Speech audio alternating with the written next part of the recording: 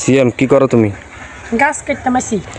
গাছ কাটা তো ভালো না, গাছ তো পরিবেশ বাঁচা। চলিয়ে আসলাম পুকুর পাড়ে একটা গাছ কাটার জন্য। যেই গাছ হচ্ছে অদরকারি, এই গাছ খাড়াই থাক, কোনো কাজে আসে না। এটা হলো পুকুর পাড়ে একটি হারবা গাছ নামে পরিচিত আর কি আমাদের জেলায়। তো আসলে এই গাছটা তেমন কোনো কাজে আসে না, এগুলা হুদাই খাড়াই থাকে, কোনো ফসলও দেয় না, কোনো কিছু হয় না। তো আসলে এই গাছটা কাটবো, কাটটা হচ্ছে আমরা একটা কাজে লাগাবো। এই গাছটা দেখি এই গাছটা কি কাজে লাগানো যায়। তো গাছটা কাটার জন্য সিএম রে দিলাম একটা কুড়াল। সিএম অনেক চেষ্টা করলো কুড়াল নিয়ে যে গাছ কাটার জন্য। আসলে সিএম গাছটা কাটতে পারতেছে না, যে আমাদের গাছটা এত শক্ত, যে এই গাছ অদরকারি সেই গাছে আমরা শক্ত বেশি স্ট্রং হয়ে দাঁড়াই থাকতে অনেক চেষ্টা করলাম। এই গাছটা কোনোভাবেই সিএম এ চেষ্টা করলেও কাটার জন্য পাইতেছে না। তারপর আমার দিলে কইলো ভাই আমনে একখানা চেষ্টা করা, সে কাটতে না। তো হাতে 2 কোপ দিয়ে থুয়ে সে এখন আমি চেষ্টা করতেছি আসলে গাছটা কাটার জন্য। তো আমিও অনেক চেষ্টা করে দেখলাম আসলে গাছটা এত পরিমাণ শক্ত মুজ, কোনোভাবে এটার কাটা যাইতে 2-4 কোপ দিয়ে সিএম রে কইলাম বাবুরে হালাইতো ফাঁসজ্ঞা নারিকেল গাছ আছে এন্তন দুগাড়া হাওয়াড়ি খাইলেও কাজে আইব। এই গাছ কোনোভাবে কাটা সম্ভব না, কারণ এই গাছ হচ্ছে অনেক শক্তিশালী গাছ। আসলে যে কোনো জিনিস